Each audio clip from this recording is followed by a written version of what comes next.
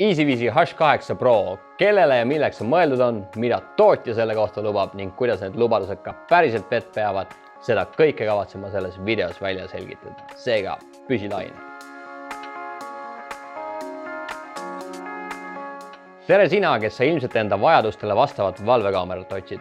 Minu nimi on Toomas ja ma olen täiesti keskmine Eesti mees, kelle kätte kaameramaailm on andnud selle EasyViisi H8 Pro ja palun teha sellest kasutajakogemus video läbi tavalise inimese silmade. Selle väikse eksperimendi mõte on anda siis vahetult ja ausalt tagasisidet ning vastata sul tekkinud küsimustele ning loodetavasti aitab see video sul siis enda otsustamise kergemaks muuta. Aga aitab sissejuhatusest, lähme asja kallale. Esiteks, kuhu see kaamera siis mõeldud on või kuhu ta sobida võiks? Tegemist on siis 360-kraadise panoraamkaameraga, ehk kui sul on vaja suurt maa-ala ühe kaameraga turvata, siis just see võiks olla see kaamera. Näiteks, kui sul on keset hoovi lipumast, paned selle lipumasti külge selle kaamera ja sul on võimalik kogu enda nii-öelda perimeetri selle ühe kaameraga valve all hoida. Kindlasti tasub mainida, et see kaamera töötab Wi-Fi pealt, ehk ta eeldab, et sul on olemas stabiilne Wi-Fi ühendus ja nii ongi. Ühesõnaga, järgmisena vaatame, mis siis siin pakendi peal kirjas on, ehk mis need tootjapoolsed tehnilised andmed on.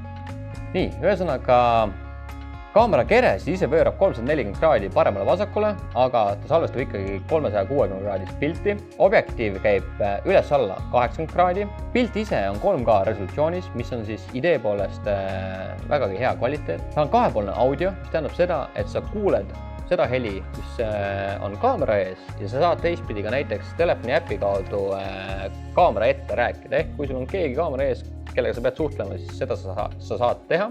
Tal on värviline öine pilt nii abivalgusega, mis siis on reaalne füüsiline valgus ja kui ka infrapuna öine pilt. Siin on välja toodud, et tal on veekindel disain. IP-koodi talle küll eraldi välja toodud pole, aga Eesti tingimustes ma julgeksin teda igale poole paigaldada. Survepesuriga ma teda päris pesema võib-olla ei läheks. H265 videokompressioon, see on niisugune tehniline näitaja, mis tähendab, et ta suudab infot kompaktselt talletada ja ta toetab siis microSD kaarti kuni 512 GB. Siin ees on meil tal kirjas, et tal on automaatne jälitamisvõimekus peal, ehk kui ta tuvastab pildis liikumist, ta suudab seda jälitada. Tal on Active Defense, ühesõnaga ta võime hakata karjuma ja märku andma, kui ta on liikumist tuvastanud. Ja tal on ka niisugune veidre innovatiivne funktsioon peal nagu käelehvitus tuvastamine. Sisuliselt tähendab seda, et kui sa selle näiteks koduväravasse endale paigaldad, ja sul on keegi värava taga ja lehvitad kaamerasse, siis kaamera teeb sulle telefonikõne ja sa saad rääkida inimesega, kes selle kaamera ees on. Ühesõnaga, vana hea auto ja inimese tuvastamise võimekus ja taaskord on välja toodud see, et ta suudab seda liikunud objekti siis jälitada ja hoida fookuses. Ühesõnaga, kirjade järgi üpris võimekas asi. Nüüd aga vaatame, mis siin karbis sees on. Nii.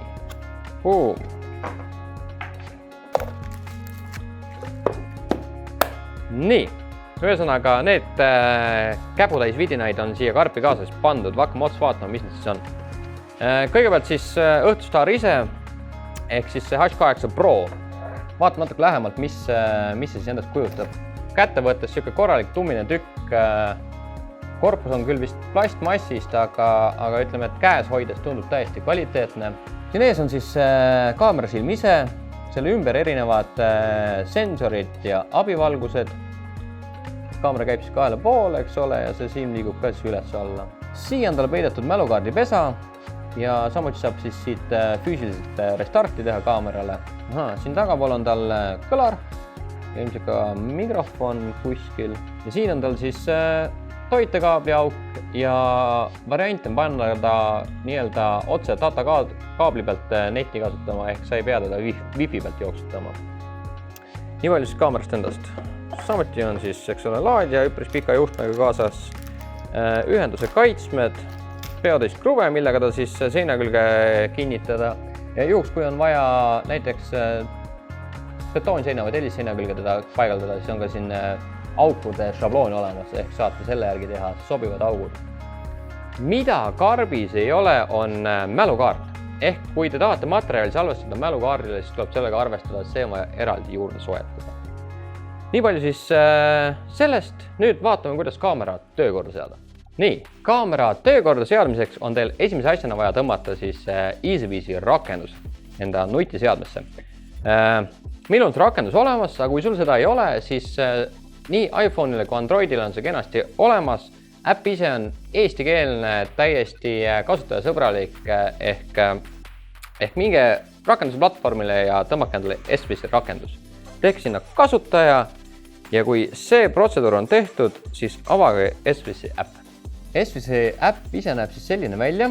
Selleks, et seda kaamerat siia lisada siia äppi, vajutage siin üleval nurgas on plussmärk lisaseade. Tegemist on kaameraga ja nüüd on vaja skaneerida QR-kood. QR-kood on tal siis kaamera enda peal või siis karbis paber kasutusjuhendi peal. Skaneerige see QR-kood siia sisse. Selline väike asi vahepeal tegemata, et kaamera on vaja ka vooluvõrku ühendada. Ehk enne kui te lähte seadistamisega edasi, siis õnneks äpp ise tuletab teile meelde, et veenduge selles, et kaamera on sisse lülitatud.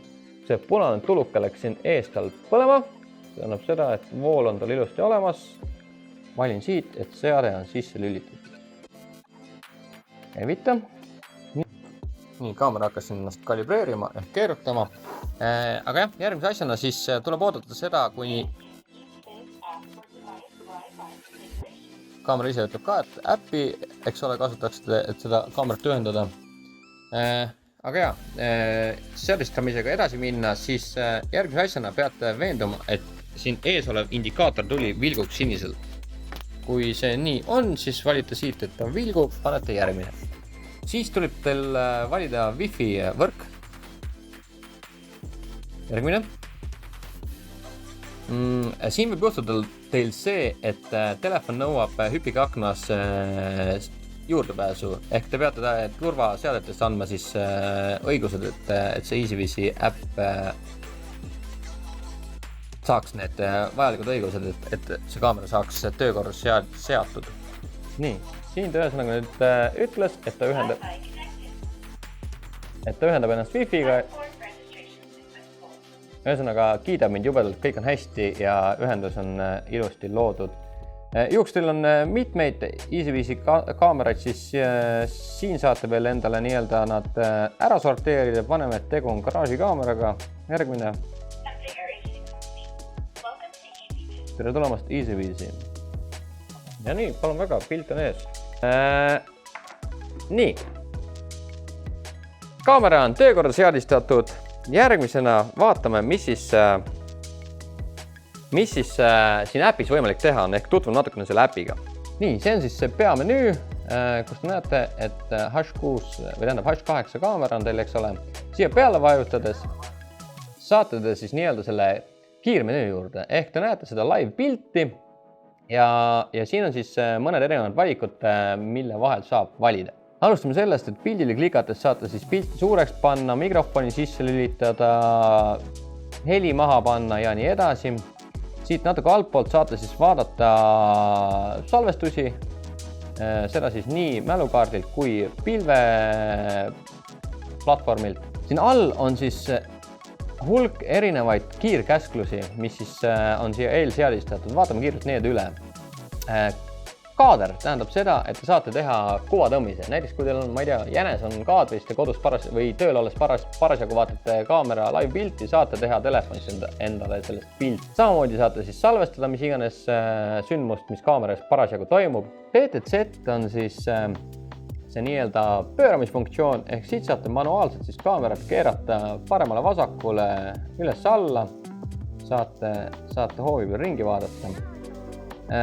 Kõneleda saab, nagu rääkisin, kahepoolne audio, eks ole. Tal võib olla väike lag, ühesõnaga, see võib minna natuke käest ära, kui me siin seda katsetada üritame, aga ühesõnaga siit kiire valikute alt saate siis nii-öelda kaamerasse rääkida. Määratluse all saate siis valida, mis kvaliteediga piltide salvestab. Ehk kui mingil probleemil või mingil põhjusel te näiteks ei taha, et ta 3K resolutsiooni salvestaks, siis siit saate seda standardit langetada. Näiteks Wi-Fi maht on piiratud või nii edasi. 360 kraadi pilt. Ühesõnaga, Seda ma ei ole katsetanud, aga mingite variantidega on võimalik teha siis nii-öelda endale 360 kraadi pilt, ehk ta teeb hoovi peal toimuvast sulle nii-öelda täisülevaate. Alarmi saab tööle panna kõrvad kinni, sest siin läheb karjumiseks. Ahah, mul zoom sisse löödud, et hakkas meil kaameramees Helenat kohe. Okei.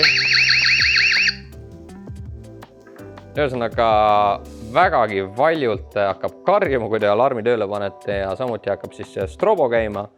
Eraldi saate valguse tööle panna ja siis kui tahate, saate enda maitse järgi neid kiirkäsklusid eemaldada, järjekorda vahetada ja nii edasi. Ja nagu Topshopis öeldakse, kui te arvate, et see on kõik, siis see ei ole kõik, sest nüüd me alles peenhäälestuse juurde jõuame. Ehk kui te vajutad selle pildi peale, siin paremal üleval nurgas on väike hammasratta märk. Sinna peale vajutades jõuavad siis sellise vaateni, kus saab siis nii-öelda kõiki seadmeid peensusteni enda vajadustele vastavaks muuta. Hakkame otsast minema. Siin esimese ploki all on siis kõik sorti need algoritmid, mida ta suudab teha või mis tal valikus on. Siin saate siis endale rakendada nii žestide äratundmise, sõiduki tuvastamise, pildimuudatuse tuvastamise kui ka siis inimese kuju tuvastamise. Siin vastavalt iga ploki all saate seda sisse välja lülitada. Siin žestide all. Tal on küll vist jah, tal on see üks žest, milleks on siis lehvitamine ehk näite, kui teil on see kaamera koduväravas üleval, te lehvitate kaamerasse, siis kaamera teeb telefonikõne selle kaamera omanikuga. Saate rääkida inimesega, kes on kaamera ees. Sõiduki tuvastamine. Saate seda sisse välja lülitada, et kas tahate, et kaamera tuvastaks sõidukit või mitte ja samamoodi siis saate pildi muudatusi tuvastada. Siin on siis natuke rohkem võimalusi selle pildi muudatuste all. Nimelt saate määrata eraldi tuvastuste ala. Selle tuvastusala määramise idee on näiteks selles, et kui teil on naabrikrundiga piirneb enda krunt ja te ei taha, et ta salvestaks seda tegevust, mis toimub naabrikrundi peal, siis siit saate määrata ära lihtsalt näpuga ekraani peal joonistades selle ala, kus see tuvastamine siis toimub. Eks me katsetuste käigus saame seda vaadata, kuidas ja kui hästi ta toimib. Tuvastuse tundlikkus. Siin juures on oluline märkida, et ma soovitan selle panna kõige madalama peale, sest tal selle nagu SVC seerialtel on läbi aja olnud see probleem, et see tundlikkus on liiga suur, ehk ta hakkab salvestama puudelehtede liikumist, lumehelbeid ja nii edasi. Ehk ma soovitan selle hoida madala peal. Nii, ühesõnaga see on siis see algoritmide plokk. Siit edasi on teatised. Siit saate siis modifitseerida kõikvõimalikke asju, mis nagu seostuvad teatisega. Nii kuuldavat häiret, valgusteatist. Ja siin on selline plokk, et kui te tahate, et rakendus teile telefoni saadaks teatisi, siis te peate selle tal lubama. Ja siin saate siis samamoodi eraldi peensusteni kõike sättida, kuna saadab, mismoodi saadab ja nii edasi. Siit tagasi minnes järgmine asi on siis helisätted. Siin saate siis kõik võimalik heli sisse välja lülitada, seadme häälkäskusi, sisesidet ja nii edasi. Järgmine plokk, pildiseaded. Siin saate valida siis kõigepealt öise nägemise režiimi. Tal on 3 erinevat varianti pakkuda. Üks on värviline öine nägemine. See siis tähendab seda, et tal reaalselt füüsiline abivalgus põleb kogu aeg ja pilt tänu sellele on reaalselt ka öösel värviline. Teine on siis mustvalge öine nägemine, mis siis baseerub infrapuna anduril ehk füüsilist valgust ei ole, aga ikkagi pilt on olemas. Ja siis on nutikas öörežiim, mis tähendab seda, et sellel hetkel, kui liikumist ei toimu, on infrapuna režiimi peal ja nii kui ta tuvastab pildis liikumise või läheb nii-öelda, kaamera hakkab salvestama, siis ta paneb selle abivalguse põlema. Samamoodi saate siis seda abivalguse heledust muuta siin. OST, see peaks olema on-screen data, mis tähendab siis seda, et kas te tahate, et kaamera pildi peal on siis nii-öelda kuupäev, kellaaeg ja nii edasi. Seda saate siit välja lülitada. Pööra pilti, siin saate siis muuta 180 kraadi pilti üles-alla, näiteks kui te peate tagurpidi kuskile kaamera üle nagu paigaldama, siis see variant on siin olemas. Ja siin on unerežiim, mis on võib-olla siis selline funktsioon, mis leiab pisut tihedamini kasutust. Ehk kui näiteks tulete koju, tahate, et kaamera enam ei salvestaks, siis unerežiimil kaamera ei salvesta. Ehk siit saate seda unerežiimi seadistada. Järgmine plokk, valgustuse sätted. Ma ei tea, miks see eraldi plokiks on tehtud, aga sisuliselt siit saab ainult ühte asja muuta, ehk seda kaamera oleku näidikut.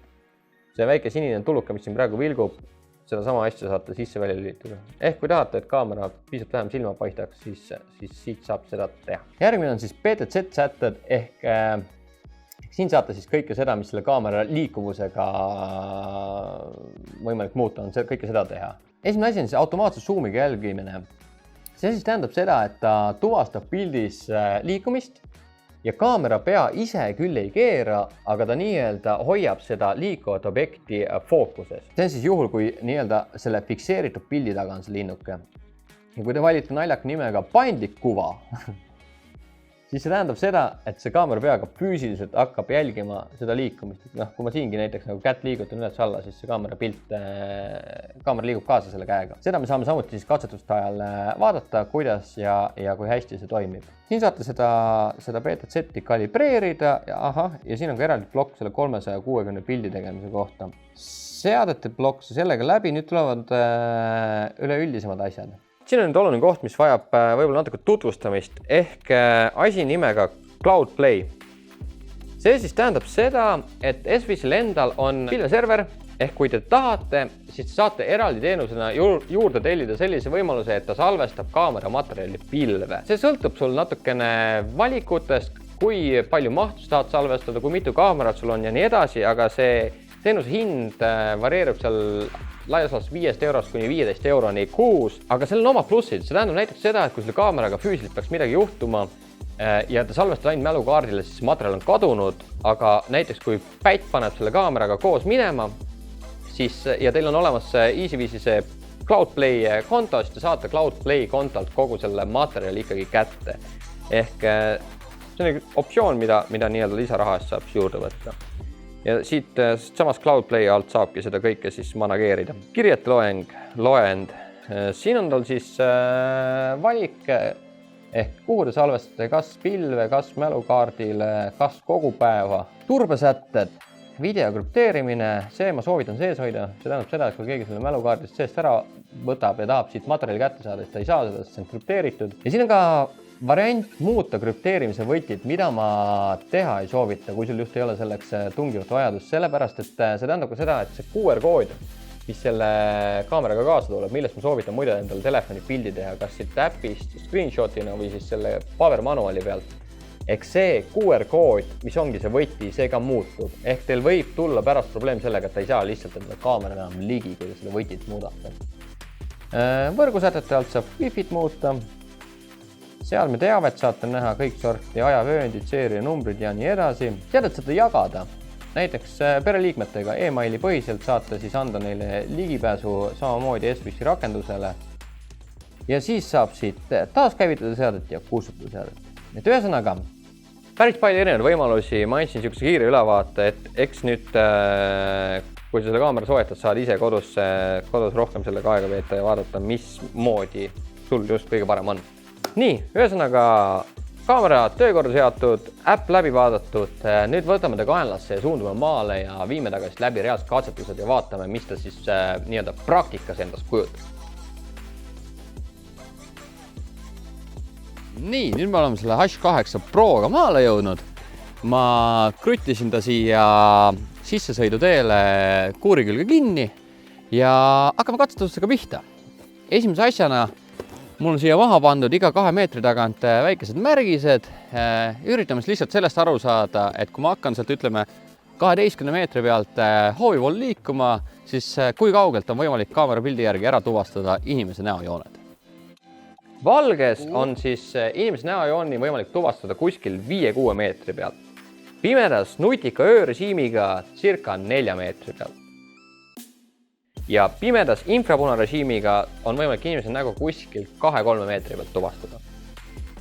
Järgmisena siis autonumbri järgi tuvastus. Nagu me näeme, siis valges saab circa 10 meetri pealt ilusti välja lugeda, mis on autonumbri märk. Pimedas nutika öörežiimiga jääb see samuti üpris heale tulemusele ehk circa 9-10 meetrit ja pimedas infrapunarežiimiga on numbri lugemine võimalik, aga keeruline ehk see numbriplaat helgib vastu ja võib juhtuda, et pimedas numbrimärki pole võimalik lugeda. Häireteavitustest rääkides, siis päeval reageerib kaamera circa 6 meetri pealt, aga ta hakkab salvestama juba kuskil 8 meetri pealt. öösel nutika öörežiimiga ta hakkab reageerima kuskil 4 meetri pealt, aga samamoodi salvestama hakkab pisut varem. Häireteavitustest rääkides on oluline mainida ka seda, et tuvastamiskaugus sõltub väga suuresti ka sellest, mis nurga all kaamera silm maapinna suhtes on. Ehk mida horisontaalsemalt see kaamera silm on, seda kaugemalt liikumisandur ka tuvastama hakkab. Kaameramaailma spetsialistid mainisid neid katsetust ja vaadates, et antud juhul oleks võinud kaamera nurk pisut väiksem olla. Ehk siis oleks ka liikumisandurid tulemused mitme meetri võrra paremad. Üks asi, mida ma siin veel katsetada tahan, on see, et siin idee poolest saab valida seda ala, kus kohast seda pildi muutust tuvastab. Ehk näiteks, kui su kodukrunt piirnub naabrikrundiga ja sa ei taha, et ta naabrikrundi peal tegevust tuvastaks, siis saad justkui määratleda selle ala, kus kohast seda häiret siis nagu andma hakkab. Ja katsetamegi siin nüüd nagu, proovime siis ära markeerida justkui selle sissesõidu tee. Ma ei tea, kui hästi meil see õnnestub. Aga see tähendab justkui seda, et kui sissesõidu tee peal toimub liikumine, siis ta peaks andma häiret. Ja kui ma siis sellest märgitud alast väljaspool liigun, siis ta ei tohiks häiret anda ja salvestama hakata. Vaatame, pannu selle võimaluse peale ja kaamera siin karjuma ei hakka praegu veel. Ja nüüd, kui ma lähen siia tee peale,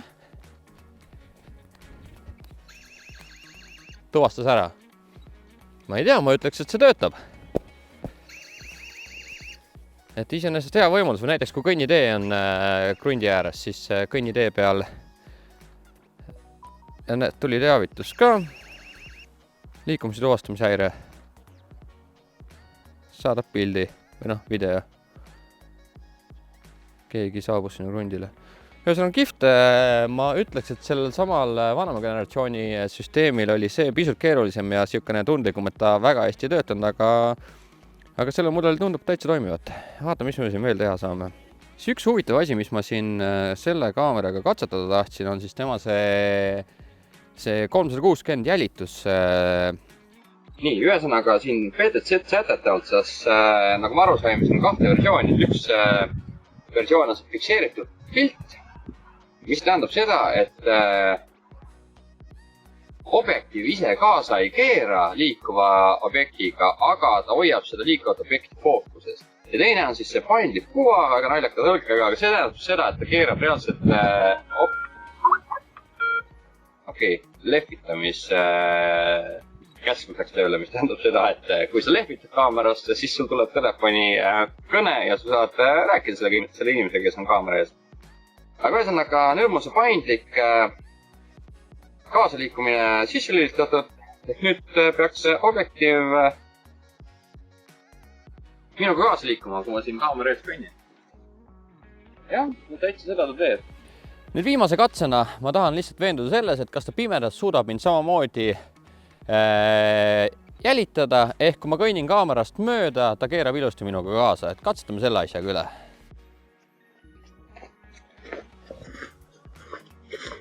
Ei keera kaasa.